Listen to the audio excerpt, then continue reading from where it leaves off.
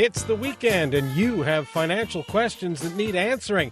That can only mean one thing. It's time for Jill on Money, the show that takes the mystery out of your finances. Here's your host, Jill Schlesinger. Welcome to Jill on Money. This is the program that takes the mystery out of your financial life. I'm Jill Schlesinger. Mark is running the show, as always. If you have a financial question, we'd love to hear from you. Our phone number is 855-411-JILL. Our email address is askjill@jillonmoney.com. Mark, you watching House of Cards? Have you binge-watched the episodes yet? You're not into it? Really? I love it. I don't know. It's probably not as good as it used to be, but I still love it. Sort of addicted to it. I have the worst personality for binge watching because I desperately want to keep watching the episodes, but I fall asleep. And therefore, they just start again and again, and I miss so much. So then I have to watch it over. All right. You need some financial help? We got some help for you. Just get in touch with us, okay? And don't forget that if you're looking for a financial planner, we always hear from you seeking that advice. You can always go to the Certified Financial Planning website, letsmakeaplan.org. Love that. Love those guys. Okay. Let's take a call. It's Mary who's on the line from Pennsylvania. Hi, Mary. Welcome to Jill on Money. What can I do for you?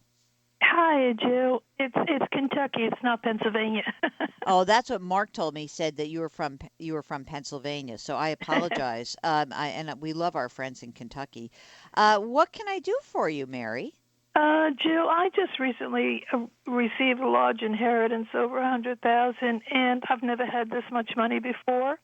I am 75 years old. I do have one child, and I just don't know what to do with it. Tell me about what's going on in your life. Are you retired now? I'm retired, and I'm a widower. And do you own your own home? No, I rent. And how do you support yourself? Do you collect Social Security or a pension? Yes, Social Security only. And how is your cash flow? Is that Social Security enough for you to live on? Not really. I had a little money stashed away, which I needed to go into every now and then. And but now with this inheritance, I just don't know what to do. When you say you had some money stashed away, is that just money that's in a bank account? Yes. How much is left in there? I would say maybe $5,000. Okay. And when you say you have to dip in, on a monthly basis, how much money do you think you need? I usually dip in for about $150.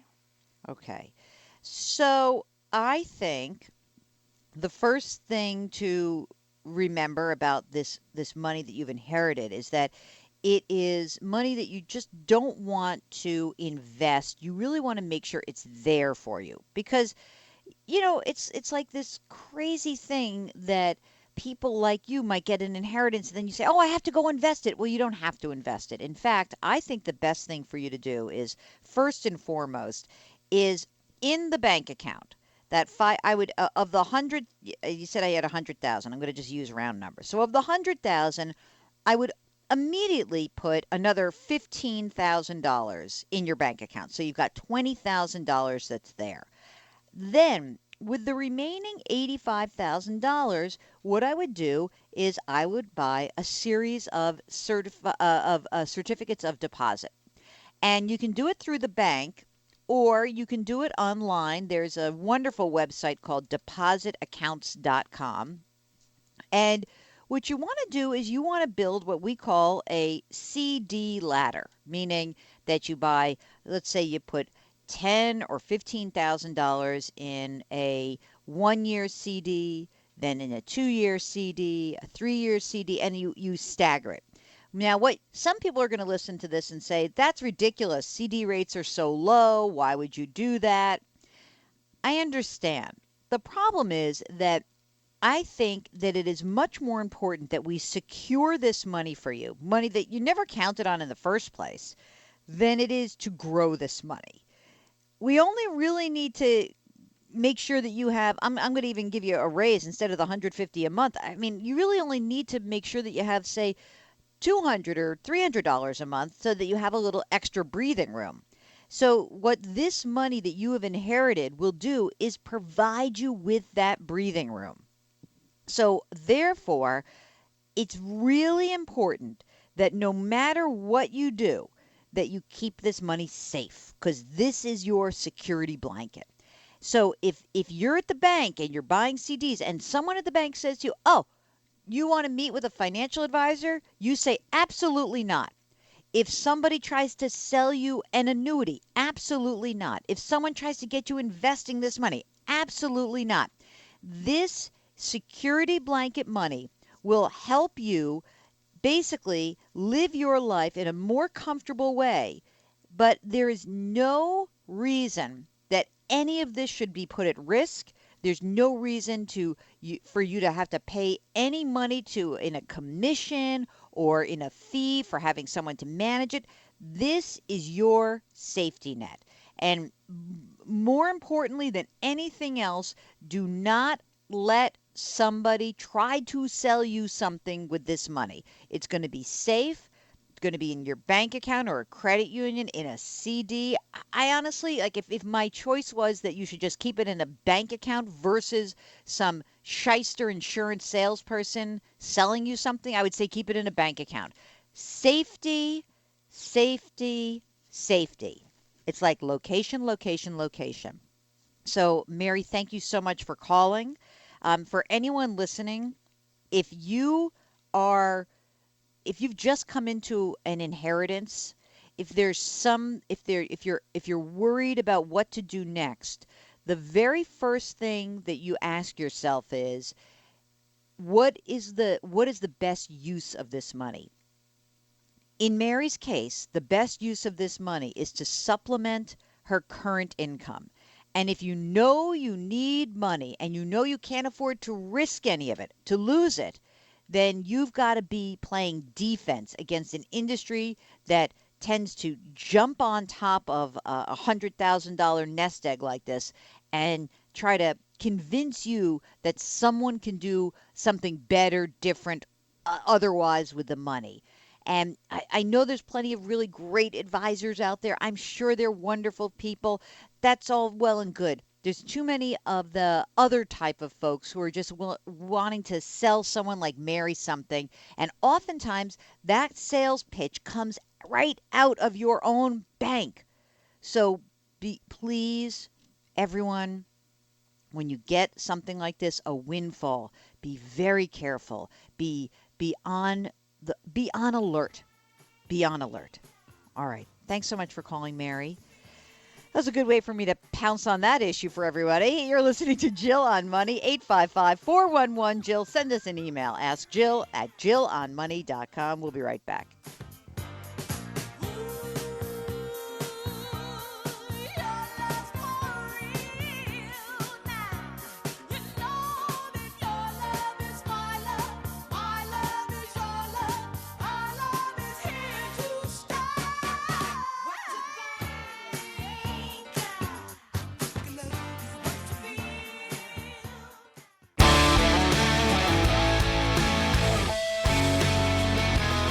Annuities, IRAs, 401ks. She covers it all. Back to Jill on Money with Jill Schlesinger. I know what you're thinking. You're back with Jill on Money. This is the program that takes the mystery out of your financial life.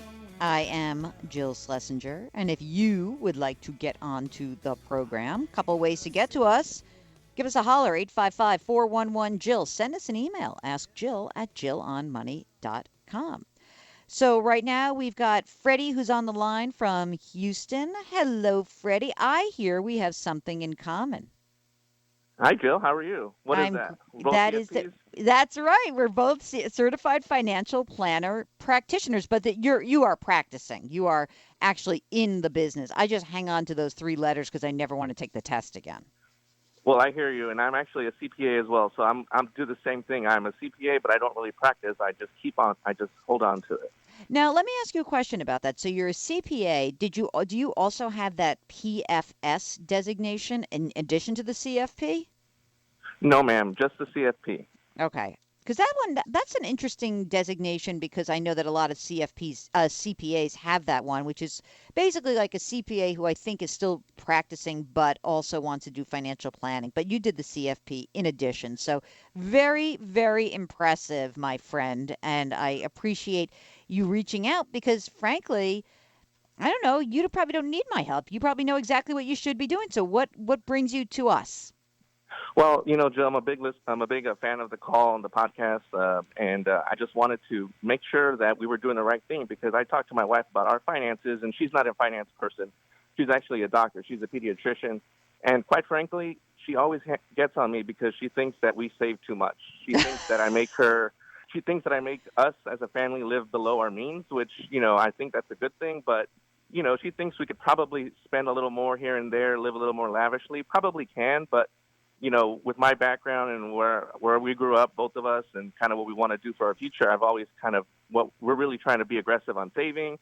And she basically thinks we save too much, but I try to tell her it's for a reason. We want to have a particular lifestyle in the future, and we have a daughter now, and so I just want to make sure that we're set financially. And if someone can back me up, if you're not going to listen to me, even though that's what I do for a living, well, that's what I need. So I'm basically a marriage counselor right now. Essentially. Well, in some ways, yes. Okay, so tell me a little bit about you guys. So she's a doctor, you're a CFP. You have any kids? Yes, ma'am. We have a 10-month-old daughter. Wow. Okay. And how is your cash flow right now because you're making her live below your means? How much are you guys saving? What's going on in your financial life? So we have annual income about $300,000 combined. That's only been going on for a few years. She just finished residency 3 years ago. So before that, it was pretty much myself and her residency salary, which is, probably pretty low. But now we're doing pretty well, $300,000. So we're doing pretty good. We both maxed out our 401ks, and I have a 401k through work, and she has a 403b. So we're maxing out $18,000. Mine's actually Roth 401k, which we just added that feature recently, so I changed it to that. And she has 457 capability as well. So I wouldn't say we max out the 457 because we're sort of using that pretty carefully because of it's not fully guaranteed. It's basically deferred comp. My understanding is if her company goes down, we could possibly lose that as well. So she's not a big fan of it. Mm-hmm. But we try to contribute between $10,000 and $15,000 a year to that as well. We both maxed out our Roth IRAs via backdoor Roth IRA contributions. We've only been doing that for about 3 years. So we each have $20,000 in Roth IRAs. My 401k is about $200,000. Her 403b is about $95,000, and her 457 is about $40,000. So just want to understand something. So just in your retirement accounts, you're saving about $50,000 a year. Is that about right? Yes, ma'am. Okay, got it. That's a good number. I mean, that's pretty awesome. Well, we try to max out whatever we can, and the problem I have is, or the problem I'm seeing, and with a lot of my clients is, once you've done all that, what do you do next? What can you possibly do to save more? Like, best tax-wise and all that. Okay. That's where we are. So, in that $50,000, I mean, so you're saving in that. Is there other saving that you're doing? Are you putting money away for college for the kiddo? Yes, ma'am. So when she was born, we created a Fidelity 529 plan, and I did the calculation through their website. And in order to pay for half of her private school college tuition, they forecast that we should save $500 a month from now until she goes to school. So we started that, and there's about $7,000 in that currently. So it's automatic monthly $500 deposit to that. And so what else besides? So sorry, you got the retirement, then you have the education, and is there any other money that you're putting into sort of on an absolute like monthly basis? It's going this much money. Anything else that's going into savings or investing in addition to that? Yes, ma'am. We have one more account through a Betterment account that I've been using for about 4 years, and now we deposit twice a month, $850 each month, or twice a month, $850. So $1,700 total automatically out of our checking account to that Betterment account. So it's about $25,000 a year as well. You're saving a lot, man. I mean, Well, you are. You that's really what I'm are. saying. But Yeah. but so let me ask you this. If you, I mean, you know how to do a calculation. If you're looking at just your 50 grand a year plus the amount of money that you already have saved in your retirement accounts, are you on track to meet your retirement needs or are you overfunding retirement?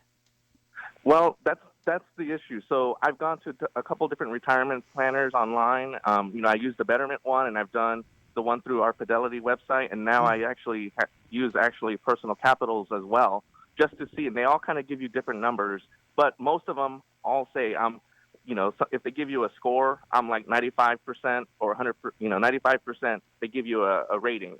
And let's say you're 95%, you're doing great, you're doing better than your peers, all that. So I feel pretty good about it. Mm-hmm. Some say I could have $4 million in my account. Some say I could have $10 million in my account within 30 years. So it's kind of across the board, depending on, the system and the application. I do feel like we're doing really good, and we should be along the way. But that's in retirement. My wife is like, hey, we want to maintain some flexibility to, have some for maybe a bigger house down the future or something. So I'm looking for that right mix of retirement versus maybe potential, bigger taxable account or, to have for more liquidity purposes. Yeah, I mean, like I think that brokerage account that you have is kind of that slush fund account. I mean, you're saving a bunch of money, and it seems to me that you're doing a really good job retirement wise. But I mean, are you living when you say like, oh, I make us live below our means? Is how can I put this in a nice way? Are you being like a little bit overzealous in the saving to the extent that like you're artificially creating pressure that does not need to be there? That's what I want to know on the cash flow itself. Yeah. I do not think the pressure's there. My wife doesn't pay any bills. She buys what she wants. Luckily for me, she's pretty, she's not a big spender. She's not a big shopper. We don't buy expensive clothes. We don't really eat out at fancy restaurants. The big thing that we like to do is travel. And so that's our sort of thing that we do. We don't mind spending on travel. And I don't think that I create the environment or the pressure that we're saying, oh, we're not doing this because we're saving. Although she would say that I do sometimes. I honestly don't feel like that's the case because we do whatever we want to do. But my always number one goal is, don't affect the savings. We do that automatically. It's like, that's the first thing that comes out of our paychecks. And, I think we're doing fine all across the board. I guess just the confirmation is good to hear. Yeah, I think you're doing great. And I think that if I were you and just like managing this with your wife, because you are doing this yourself, I would show her the calculators. I would show her the retirement plan calculators. And I would really stress that brokerage account is an account tell her that's our freedom account. That's our travel account. That's our house account. That's where we have options. I think you're doing great, Freddie. And I'm not sure I would change a lot except for to really reframe this for your wife so she feels like you've got tons of options, and you do. So congratulations, and thanks so much for calling. It was awesome. I think you're great. Freddy, Gold Star, here at Jill on Money, 855-411-JILL. Send us an email, askjill@jillonmoney.com. We'll be right back.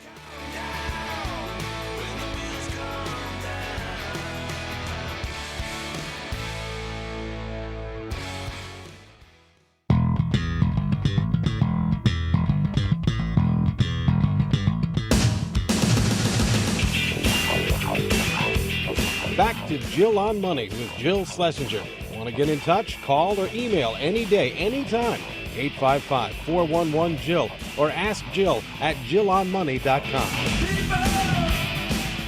You're back with Jill on Money. This is the program that takes the mystery out of your financial life. And Mark swears we're going to have to do almost an entire show to clean out the inbox because they're piling up like crazy. I think we used to do more emails when people were shyer about going on the air with us.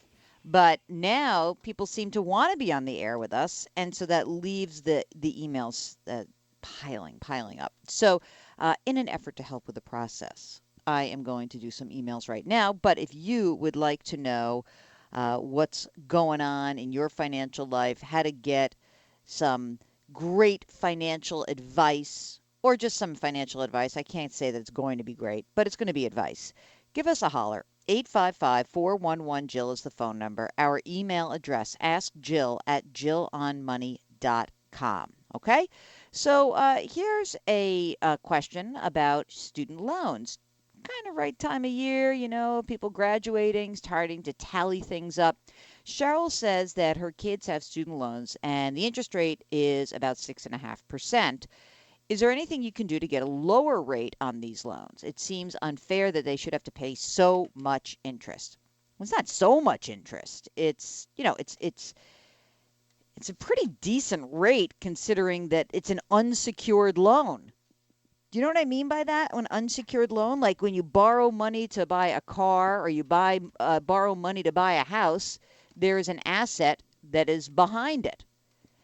And when you borrow money for education, there is no asset. There's no underwriting, barely. I mean, it's pretty much kid applies and gets it.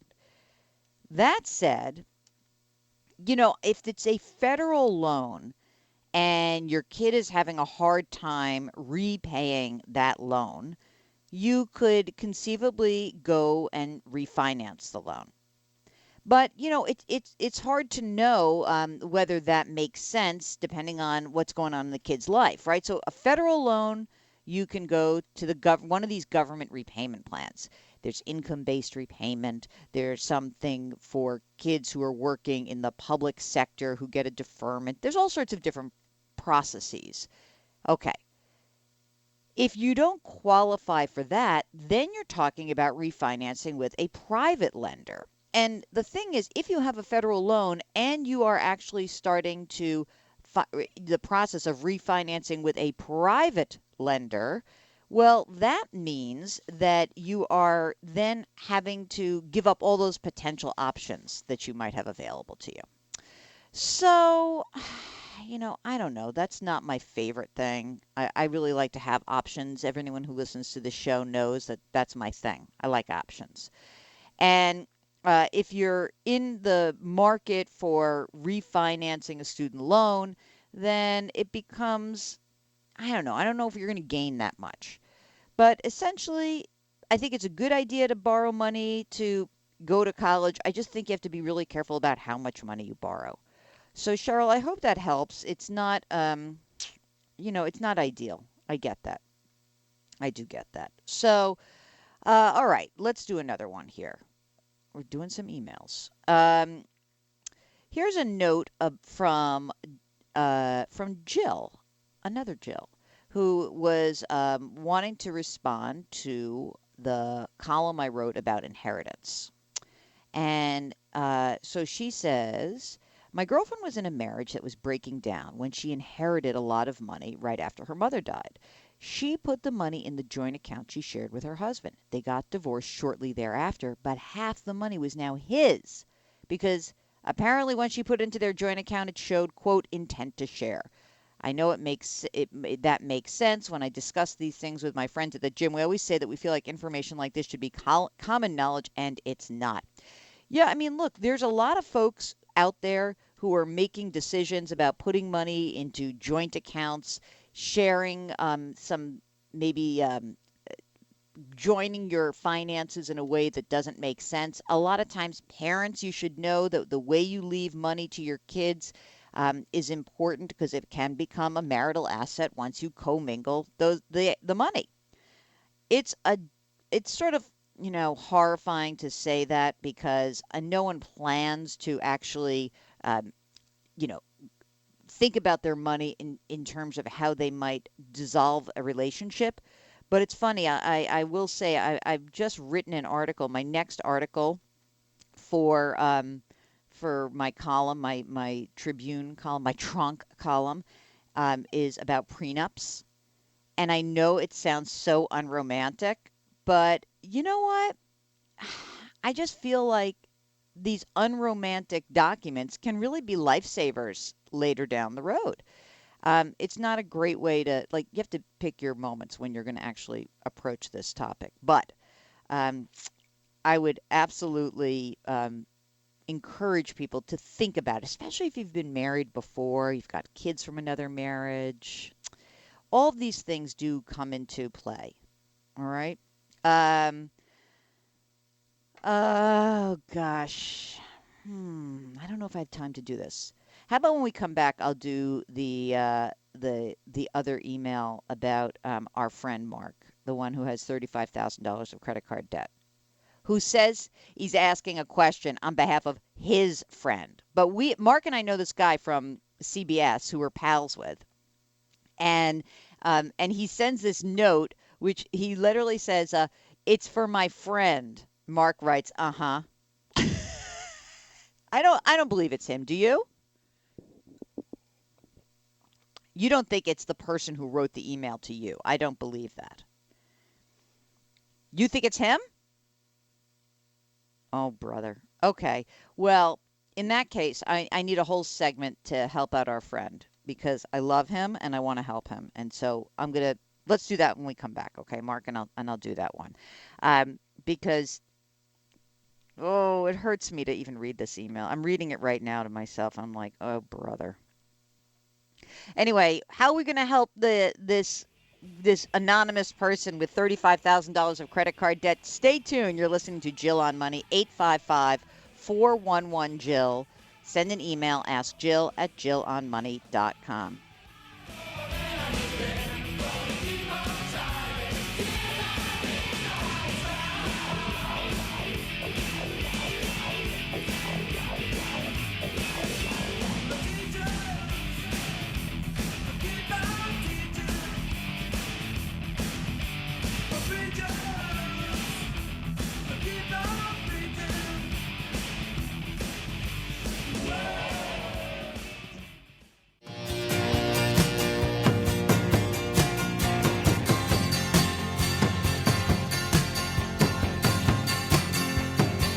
From rookie investors to savvy veterans, Jill Schlesinger is here to help you. Call now, 855-411-JILL, or email askjill@jillonmoney.com. You're back with Jill on Money. That is Fleetwood Mac. I had that album. And by the way, I had an album. Mark, did you have albums or are you too young for albums? Did you only have CDs? Okay, so Mark also had albums. Mark, what was the first album that you bought yourself? Mark's first album was Def Leppard, which is scaring me right now that you are my producer. My first album may have been Fleetwood Mac. It's maybe tied for Goodbye Yellow Brick Road, the Elton John double album. Those were my two. Okay, that's what I also, by the way, Mark, just so you know, had 8-track tapes. Put that in perspective. You didn't have that, did you? Yeah, your parents did. They listened to the Carpenters on their 8-track tape. What kind of music did your parents listen to? Sinatra. Yeah. All right. Okay, let's do this question because our friend A is desperately awaiting the response. If you've got a financial question you want us to help you answer, just send us an email, askjill@jillonmoney.com, or send us, or just leave us a message, 855-411-JILL. So, hi, Jill. I currently have $35,000 of credit card debt.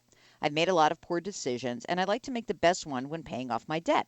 My question is, which method is best when consolidating my debt? Using a debt management agency or taking out a personal loan. I've been quoted by In Charge Debt Solutions, which is a nonprofit credit counseling, debt management, and debt consolidation company, a fixed 9.09% APR with a $50 monthly fee for 4 years. I've also been quoted a personal loan from SoFi at 9.95%.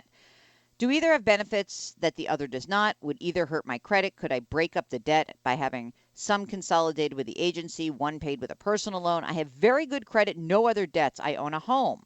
One card has $21,000, one has $8,000, and another one has $6,000. All right. First of all, I need to know what the current interest rates are. And the second thing I need to understand is how this all happened. And the third thing I need to understand is some other pieces of this. How much equity? You say you have, you say that you own a home. Do you have equity in the home? Is it better to refinance your house and then take some extra money out and pay down high interest loans? Why are we turning to personal loans versus that? That's what I'm interested in. Also, What are the interest rates that we're talking about? We're really, I just don't have enough information here. So whether this is our friend who actually we know and he's asking about himself, or whether it is someone else, I need more details. And I also want to understand, what are those poor decisions that got you into this debt? Not that I want to criticize you for that. I just want to make sure that we are spearheading the effort to ensure that this never happens again. So, unfortunately, I need more information to help you out. I am not a huge fan of these debt consolidation companies because I feel like they're just charging a fee for something you should be able to do, which is pay this damn thing down as quickly as you possibly can. So, more information, please. Okay? Meanwhile, here's Will from New York, who has a total of 5 credit cards, 2 of which he uses on a regular basis. Should he close the other 3? He uses them for recurring payments like cable, the gym, just to keep them active. Should he close the 3 or keep it status quo? Has them from his law school days. I just generally think that if you have credit cards and you're not using them, just throw it into the back of the drawer. You don't have to actually keep them active. You just have to make sure that whenever you do use them, that you're paying them off quickly. And I think there's no reason to close things out because there can be a weird issue that occurs when you do close them. I think that many of these credit reporting agencies are trying to change that because it's kind of it's a dopey thing to think that people have to keep their accounts open when they don't need them. But that said, what I would do is I would find your 2 credit cards and use those ones. Just put the other ones back in the desk drawer and ignore it. Don't close it because I don't want to cause any major action. Okay?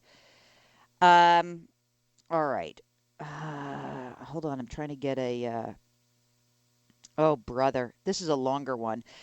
Here's one from Randy who says he's got $1 million, or she has $1 million in a traditional retirement account. What would be a reasonable fee to pay a financial advisor to manage it? I enjoy your radio show. Thank you.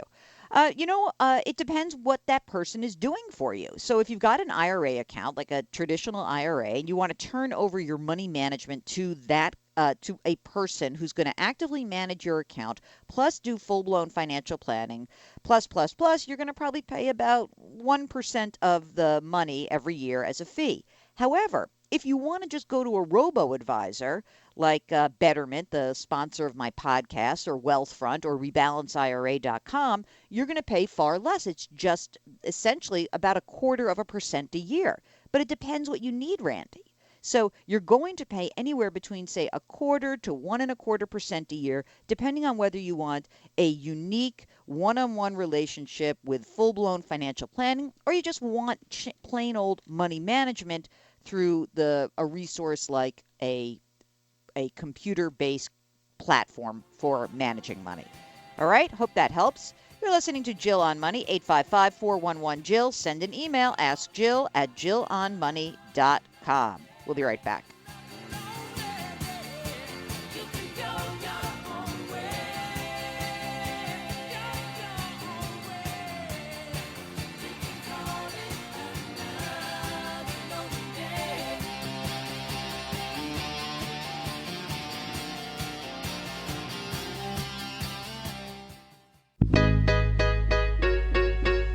You're back with Jill on Money. Hey, stay tuned. We've got an awesome guest. John Ulzheimer back in the house. Nationally recognized expert on credit reporting, credit scoring, and identity theft. I think my favorite thing about John is that he was actually worked for FICO, Equifax, and Credit.com. He's really the only recognized credit expert who actually comes from the credit industry. That's why we love having him on. So that is coming up next. I'm always excited to talk to John. Let's just finish out this hour with a last email. And this is from John, and he and his wife have recently retired. They're locating 1,500 miles back to his home state. And he basically is interested in figuring out kind of how to work with their tax obligations for this year. His wife has got wants to start a home business, and he just wants some generalized financial and tax advice. And he says, I spoke to a few tax planners, but they don't provide advice unless there's a combined net income of $400,000 per year. How do I find a tax planner who's willing to deal with incomes less than $125,000 a year? You know what I would do? I wouldn't worry about a tax planner, but I might go to a fee-only financial planner. And the reason is that you can pay someone by the hour regardless of how much money you have in terms of total assets as well, or how much money you earn. And you would do that by going to the National Association, NAPFA, National Association of Personal Financial Advisors, napfa.org. Click in there, get some names. You might do it both in where you live today, but also put in the zip code of where you're moving to. And I would go from there. It may be that you don't need some major league CPA. You really need generalized financial advice, and many of the folks who are both fee-only and even fee-based advisors should be able to help you out. So good luck with that, and thank you, of course, for giving us a shout. All right, stay tuned. Next hour, we've got John Ulzheimer here on the Jill on Money show, 855-411-JILL. Send us an email, askjill@jillonmoney.com. We'll be right back.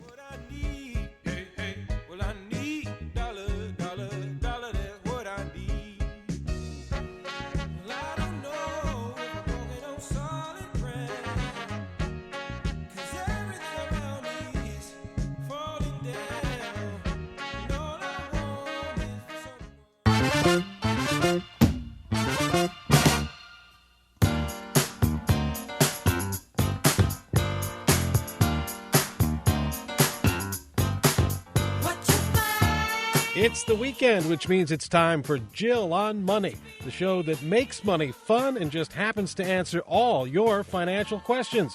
Here's your host, Jill Schlesinger. All righty, it's hour number 2 of Jill on Money, and we are delighted that you are joining us today. I have a treat for you. Anyone who's been listening to the show for a long time has heard our friend John Ulzheimer, credit expert, on the program, but every so often we bring him back on just to give you some of your basic tips about credit, but also to keep us up to date in the ever-changing credit reporting, credit scoring landscape. John Ulzheimer, let me do your bio because you know I love to do it. Besides having an incredibly charming Southern accent, is a nationally recognized expert on credit reporting, credit scoring, and identity theft. President of the Ulzheimer Group. You may have seen him on TV. He's been all over the place. Formerly of FICO, Equifax, and Credit.com. He's the only recognized credit expert who actually comes from the credit industry. He's been a credit expert witness in a whole slew of lawsuits. He's been qualified to testify in federal and state court on the topic of consumer credit. John, welcome back to Jill on Money. I have a bone to pick with you, mister. Well, pick it. Well, I mean, it just says you've been quoted and published in all these different publications, and you've appeared numerous times. You seem to mention Oprah, and yet you don't mention Jill on Money. I do need to mention Jill on Money. That's my bad, and I will correct that. Uh-huh. Millions of apologies. Okay, that's all right. That's all I got for you now. John, here we are, middle of 2017. Give us a little update on anything new going on in the credit reporting and scoring industries, because there were a bunch of rules that were sort of in motion. Where do we stand right now? What's going on? Well, there's 4 letters that you need to become infinitely familiar with, as do your listeners, and that's NCAP or NCAP. NCAP is the acronym for the National Consumer Assistance Plan, and it's a very big deal for millions of consumers because NCAP is essentially an agreement, or essentially what the credit reporting agencies are going to do because of an agreement, not only with the Attorney General from the state of New York, but also with the Attorneys General of 31 other states. And so the big change under NCAP that's coming right around the corner, beginning of July, is that the credit reporting agencies are going to be proactively removing almost 98% of judgments and about 50% of tax liens from consumer credit reports. And so this is a it's not every day that something big happens in the world of credit reporting. This is a monumental change that the reporting agencies are doing proactively, and consumers are going to wake up essentially with an early Christmas present because their scores are going to go up and this derogatory information is going to be removed. Why did this actually come to pass? I mean, you mentioned that there was a lawsuit that was brought by the New York Attorney General, and the other attorneys general joined it. But what was the beef that consumers had around what the agencies were doing with this information? Well, what normally is the criticism of reporting agencies, sometimes warranted, sometimes not warranted, is usually around data accuracy. So the credit report is just so darn important. You can't turn your back on it, and you can't just assume that the information is correct. And because if it's incorrect, there are so many bad things that can happen to you, from not getting a job to not getting a loan to getting higher interest rates on loans to getting higher premiums on insurance. And so it's so influential that having it correct is really important. And so the issue that the NCAP is attempting to address is this issue of data accuracy. And so a lot of the public records that are on consumer credit reports are accurate. However, many of them don't have what's referred to as a full PII, personal identification information set. So in other words, name, address, or name, address, and date of birth, or name, address, and date of birth, or social. You have to have all of those things in order to be able to correctly attribute a public record to the correct consumer's credit report. And so the reason the reporting agencies are going to be removing all this information is because that a large percentage of them don't have all of that information. And so there is a chance that the credit reporting agencies could be misapplying these tax liens and judgments to an incorrect consumer's credit report. So that's what they're attempting to correct. So this personally identifiable information, right? That's right. Is this something that was fairly close to being, in other words, how pervasive were the errors if you had one piece of information but not another? Was it generally actually correct and we're just being nitpicky? I'm just wondering. Yes, you actually, basically, I can't say it any better than how you just said it. To assume that all of these millions of tax liens and judgments were on incorrect credit reports is simply not true. We're being a little bit picky, a little bit careful here, so we're really erring on the side of the consumer. And so instead of waiting for something bad to happen, the reporting agencies are eliminating the possibility of something bad from happening by removing this information on their own accord, essentially. Normally, in order for the reporting agencies to do something like this, an amendment to the Fair Credit Reporting Act has to take place, and so they do it because the law says they have to do it. This is something that they agreed to do as part of this settlement with all these state AG. So, this is something that if you have a judgment or a tax lien on your credit report, you're going to want to pull your credit reports in mid-July, and verify if you're one of the lucky few who are now, this information has been removed. And that's fantastic. The thing to keep in mind, however, is just because it's not on a credit report doesn't mean that it doesn't exist any longer. If you have a judgment against you or if you have a tax lien filed against you, you still have that issue to deal with. However, it's just not going to be showing up on a credit report. And I guess I'm wondering, and I am consumer friendly, but I'm also wondering that in effort to kind of err on the side of being more conservative, as you said, just to, make sure that we don't have errors out there, are we sort of creating inflated credit scores that would lead people to get loans that maybe they can't pay back? Are we going back to the bad old days? I guess that's the big question. That's a very fair question, and I think you're right. Just because you don't have something bad on a credit report doesn't mean that you're a great credit risk. It just means that the information is missing, and so there's no way for a scoring system to consider it and evaluate it when calculating your score. Look, this is not something that has flown under the radar in the world of the lender. Lenders know this is happening, and they want to still be able to get their hands on a full, meaty set of information about their applicants, which is going to include things like public record information. And so in the worst case scenario, Jill, what's going to happen is here's a consumer who has judgments and or tax liens on his or her credit reports. On July 2nd, they're all gone.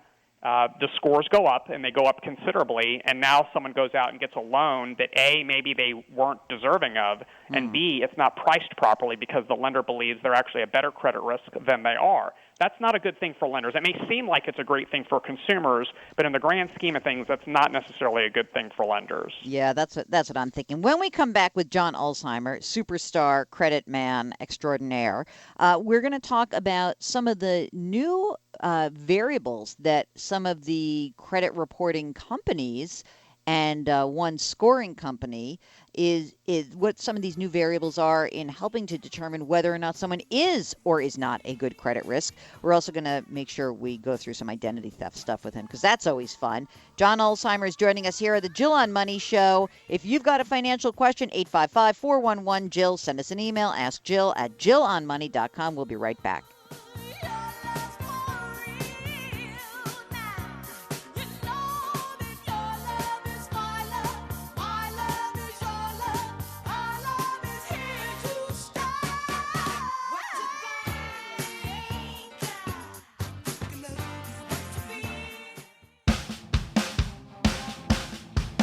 Back to Jill on Money with Jill Schlesinger. Want to get in touch? Call or email any day, anytime. 855-411-JILL or ask Jill at jillonmoney.com. You're back with Jill on Money. This is the program that takes the mystery out of your financial life. And one mysterious aspect to our financial lives is the idea of credit scores and how they became so incredibly important in determining the cost of our borrowing, but also how they've become ubiquitous in so many different aspects of our lives. We've got a credit expert, John Ulzheimer, nationally recognized expert on credit reporting, who's back joining us again. Hi, John. Hey, Jill. So, by the way, during the break, I went and I typed into my browser NCAP for the National Consumer Assistance Plan. And in fact, what I got was the new car assessment program. So we need to get that higher up on the Google search, okay? That's fantastic. Yeah, okay. Thank you for finding that for me. All right, I was good. looking for that other alternative website. Yes, I thought you would like that.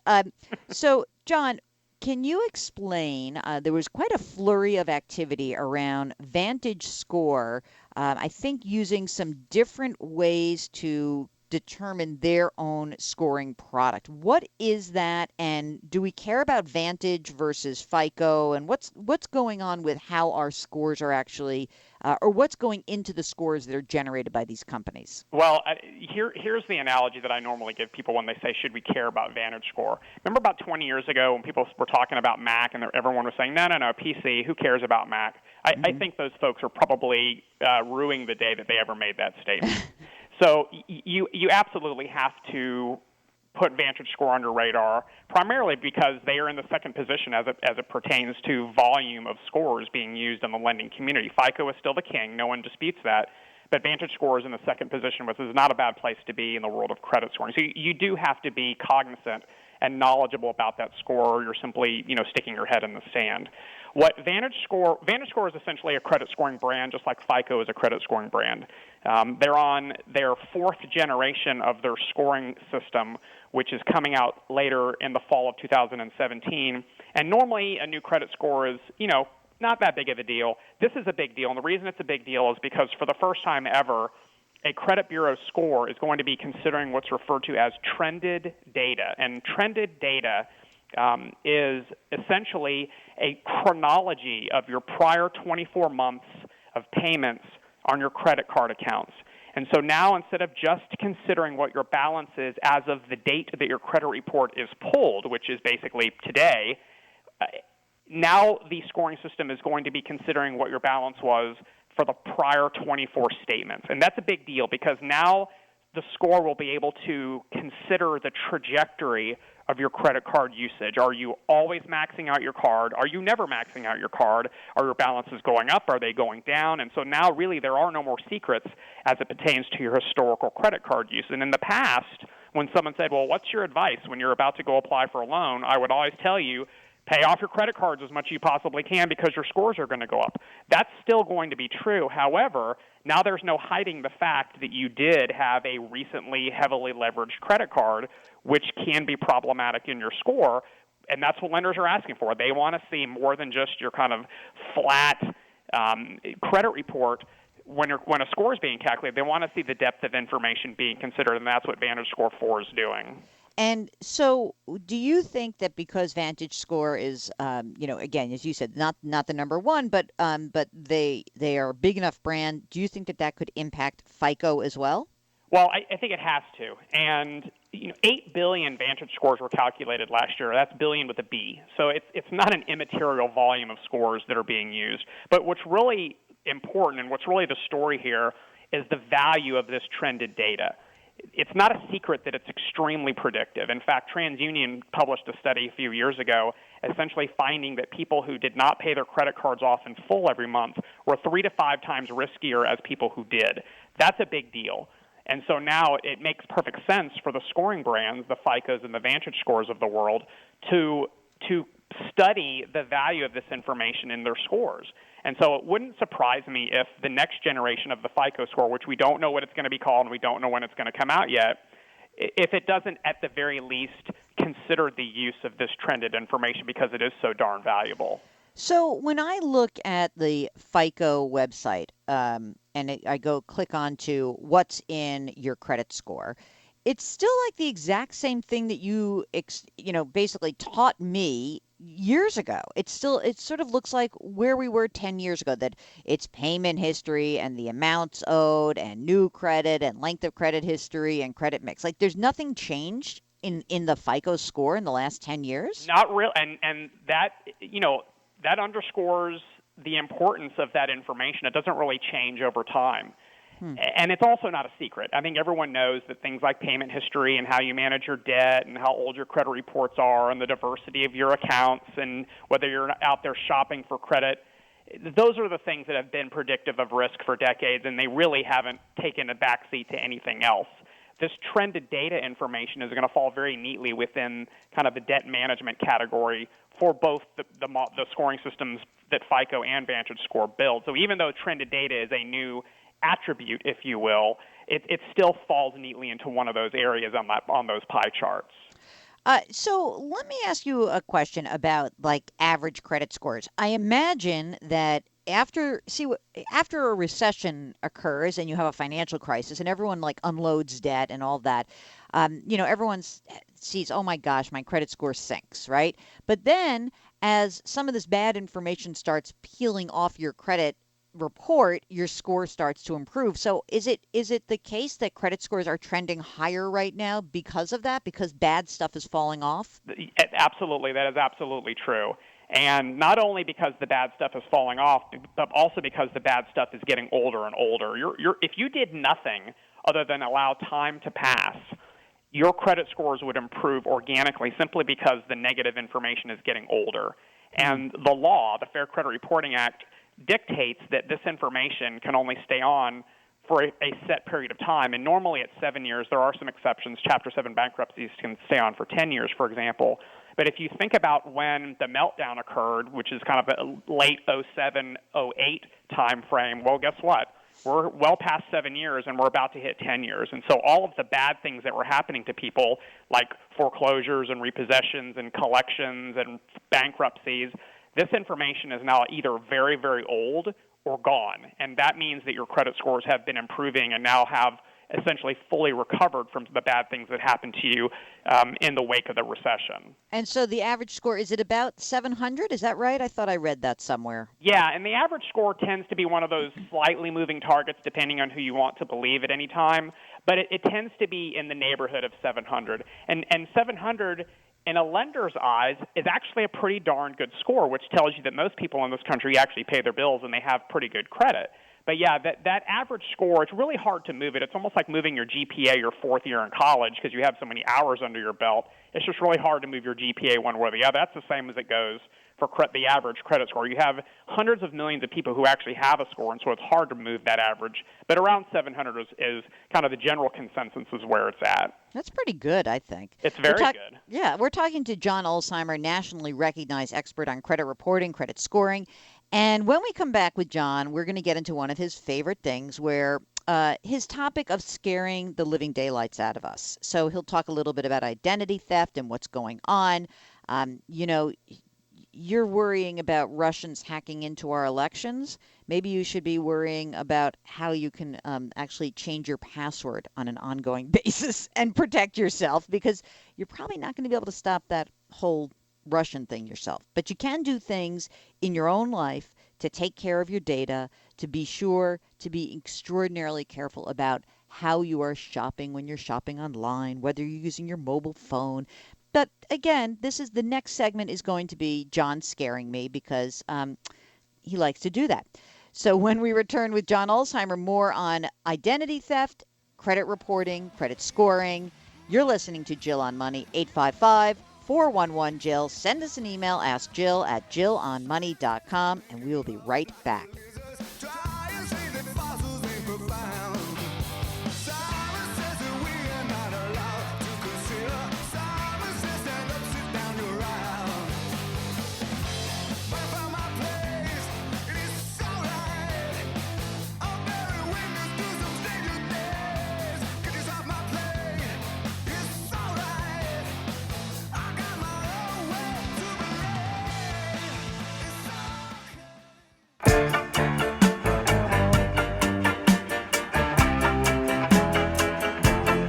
Have a question? Call anytime, 24/7, 855-411-JILL. Back to Jill on Money with Jill Schlesinger. You're back with Jill on Money. This is the program that takes the mystery out of your financial life. And there is no greater mystery than how we can protect our identity. And that's why we brought in our friend John Ulzheimer, nationally recognized expert on credit reporting, credit scoring, and identity theft. Hey, John, where can people find you right now? Because you have like 5,000 different places where you contribute. What's the best place for them to read all about the great information that you provide? So I publish all of my articles on not only Twitter but also Facebook, and I'm actually a beginner when it comes to social media, but it's at John Ulzheimer and at Ulzheimer John if you're a Twitter or a Facebook person. If you want to actually go to the various websites that publish the work, then you can find them at Magnify Money or The Simple Dollar. That's where I'm being published these days. Boy, you get around, baby. I do get around, and that's actually a good thing in my world. Yeah, I bet. You can't get like locked into one versus another. No. Okay, so now we start to talk. We've talked about changes for consumers, the National Consumer Assistance Plan, the NCAP, which is beginning next month. So we're going to get some nasty stuff removed from credit records, and that's going to ensure data accuracy. That's good. We've talked about changes in the scoring at Vantage Score and how that might actually give the lenders a better idea of kind of the way that you've been paying down your credit and running up your credit card bills. Now let's move into the part where you scare me about identity theft, because every time I talk to you, I come off the air and I say, oh my God, I'm doomed. And are we doomed, John? Will someone hack into our own stuff? Forget about Russians and elections. What do we need to worry about? I think that the worry is a little bit inflated, and I think that's partially so people can sell you products and services to supposedly protect you. But I think here's the reality. The reality is that your personal information, name, address, social date of birth, credit card numbers, are so, quote-unquote, out there already. Think of all the websites where you have voluntarily given your personal and payment information, frequent flyer clubs, different websites that were, for example, like where you rent your cars if you're a traveler, if you pay your bills online. And there's so many places where your information is already out there. There's not much you can do to protect it. In fact, it's not incumbent upon you for your bank to have a solid kind of cyber hacking plan in place. That's their problem, not necessarily your problem. But it becomes your problem when they get hacked. So I always try to tell people that there's really not a whole lot you can do to prevent that type of thing from happening. And it seems like every time you fire up your browser or flip on the television, there's some story or somebody talking about the latest big data breach. And it happens with universities. It happens with large companies. It happens with government agencies. It happens with email plans. I mean, how many times has Gmail been nailed? So I think that you should stop freaking out about it on an ongoing basis and just make sure that you do the important things like check your credit reports at least once a month, not once a year. That's silly. That's like looking at your credit card statements once a year. Listen, we can't even get them to do it once a year. Yeah. It's extremely frustrating. All right. It's just way too important to check things once a year or never check them at all and then complain about the fact that the information's wrong. The reporting agencies don't have any obligation to correct your credit reports unless you tell them something is incorrect. They don't know that something is incorrect until you raise your hand and say, hey, this is incorrect. Please correct it. So instead of paying a bunch of money for these monthly subscriptions to supposedly kind of keep your information secure, I always tell people if you really, truly are worried about becoming the victim of fraud, then ground zero is your credit reports because that's what they're after, the ability to buy things on your dime. And I always tell them, place a security freeze on your credit reports. In Georgia, where I live, it's $3 flat fee per credit bureau. That's $9 total to essentially take my credit reports out of circulation until I want to put them back into circulation. That's the best bang for the buck ever when it comes to protecting your identity from a thief. That's interesting. People feel what? They get anxious about that because they don't want this to be closed, or do they not understand that there's really no downside to it? Yeah, I think that it's been positioned as more of a headache than a value. And the headache position is that if your credit reports are frozen and you go out and you apply for something, then, oh my gosh, you have to take this extra step of unfreezing them or putting them back in circulation, which, by the way, can be done online through an account you set up with the reporting agencies. It takes about 10 minutes. It's not a big deal. But the downside of not doing it is, someone can go out there and apply for credit in your name, and your credit report can be delivered. Now you have an inquiry on a credit report that doesn't belong to you, and maybe there's a new loan or a new card that's been issued in your name that you're now going to have to deal with on the back end. And it's not like you're going to have a bunch of financial liability, but believe it or not, there are federal laws that protect you from that type of fraud as well. It's just the headache of having to deal with it and argue with people that it's not your account, that you want it off your credit report. So I always tell people that if you're not a really credit-active person, then go ahead and freeze your credit reports. And this is especially great for people who are elderly and have exited the credit environment because they just don't have a need to go out and apply for credit any longer, but they're still targets of fraudsters. I always tell them, look, freeze your credit reports, and you never have to worry about somebody applying for credit and actually having it approved in your name ever again. That's kind of great. Because, I think people hear freeze credit and they think like, oh, my God, I can't use my credit card. That's what I think it's misinformation more than anything else, that people hear frozen credit and they think, oh, I can't do anything. But that's not the case. It's just if you're applying for new credit. And by the way, maybe we need to do like a behavioral finance kind of approach to this, which is maybe we should automatically opt in for everyone's credit being frozen.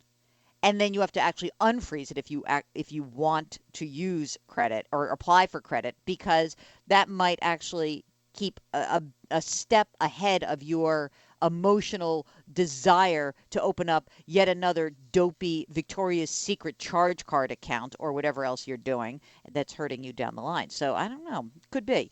All right. When we come back with John Ulzheimer, our nationally recognized expert on credit reporting, credit scoring, and identity theft, I do want to talk a little bit about how you deal with identity theft once it's actually happened to you. What are the steps that you do that you should be taking? Do you need to hire a monitoring service? What should we do? John Ulzheimer.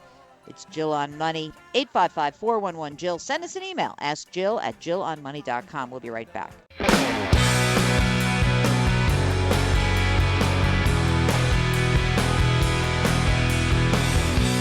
It doesn't matter if you're 25 or 65. Jill Schlesinger is here to help you. Back to Jill on Money.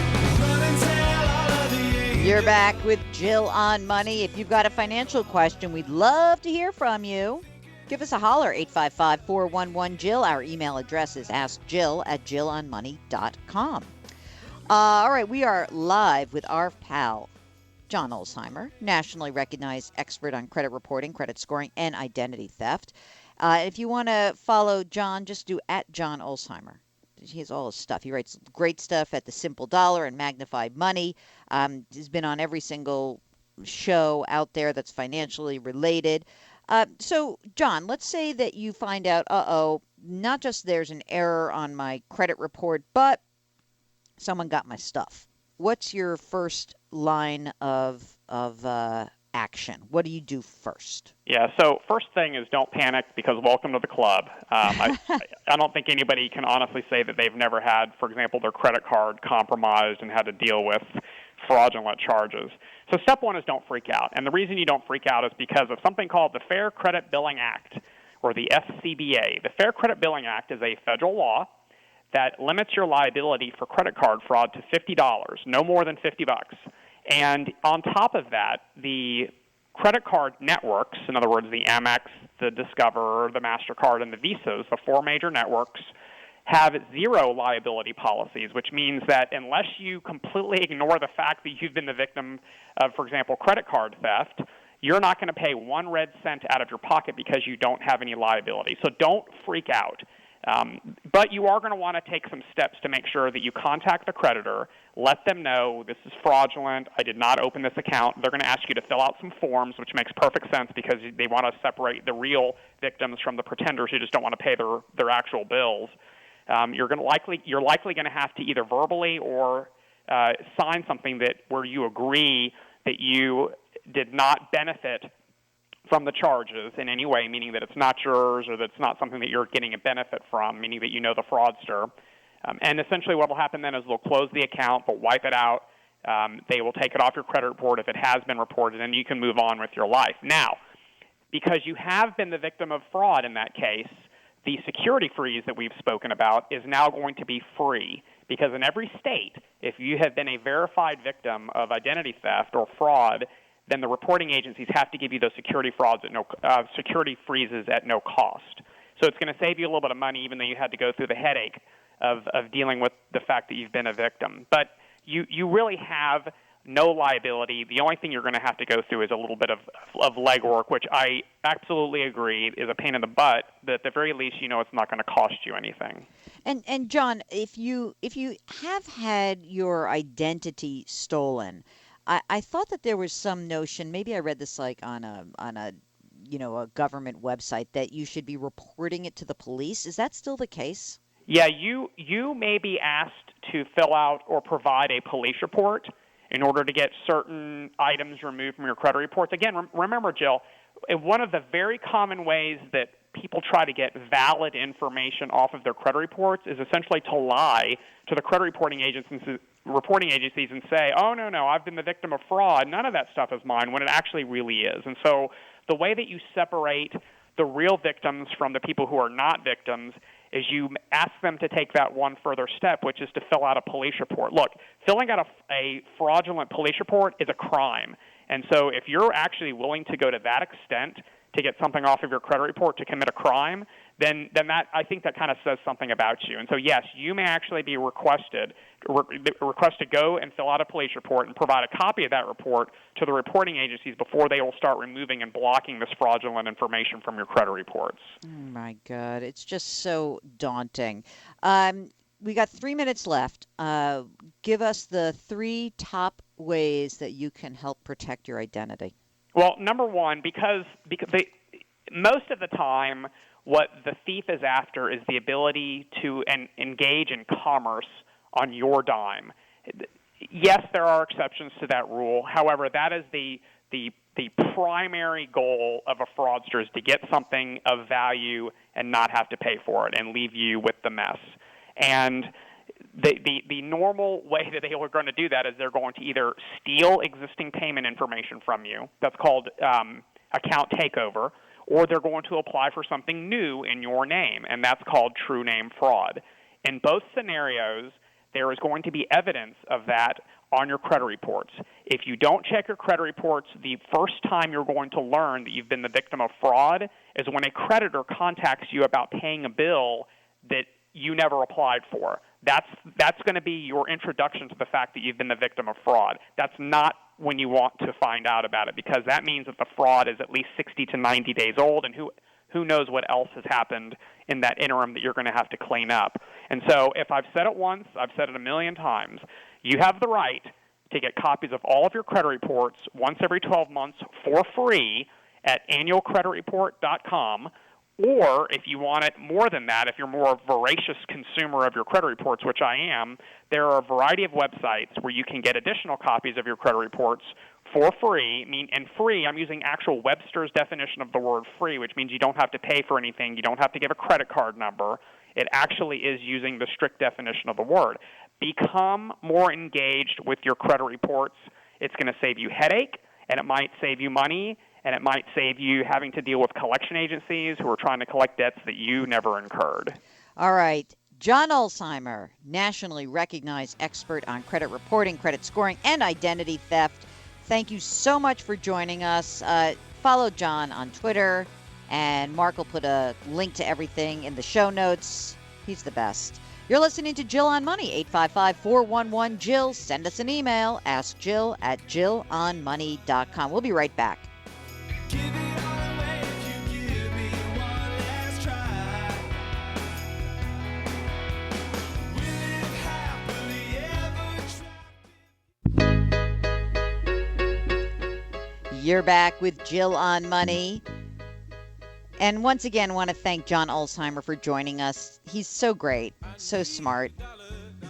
Think about what he said. I mean, a lot of this is common sense, but I love the idea of just the only thing you really need to worry about is checking your credit report. Annualcreditreport.com. That's where you get a freebie once a year. All right? And just remember, no panicking if something happened. Consider freezing your credit. All of these things are great, reasonable ways to manage your situation when it comes to credit reporting and credit scores. All right, I got an email from a friend of mine who asked me whether or not I thought it was better for her high school student to get what she called a dumb but paying job or a interesting non-paying internship. And I thought this was good because it's a good time of year to have this conversation.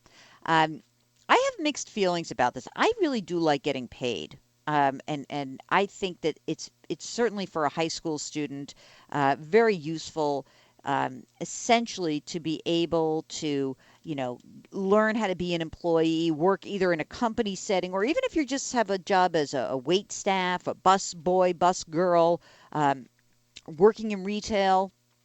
You learn about customer service and you learn probably some basic accounting and sales skills. I think that's pretty great. I also think when you earn money or when your kid earns money, it's a great opportunity for you to teach them about how to manage the money, maybe even open the first retirement account. So I think that I always err on the side of it's probably better to make some money. Now, that said, I know that internships are great because they do give you a chance to, or your kid a chance to get access to a profession that maybe the kid thinks about, like, I'd love to be a doctor. Then the kid works in a hospital and is like, oh my God, that's the worst job ever. Or maybe it can help you focus on a possible college major. So both things are good. I'm going to err on the side of making money, though, because, it's Jill on Money, and that's what the show is about. If you've got a financial question, give us a holler, 855-411-JILL. Send us an email, askjill@jillonmoney.com. Thanks for listening, and we'll talk to you next week.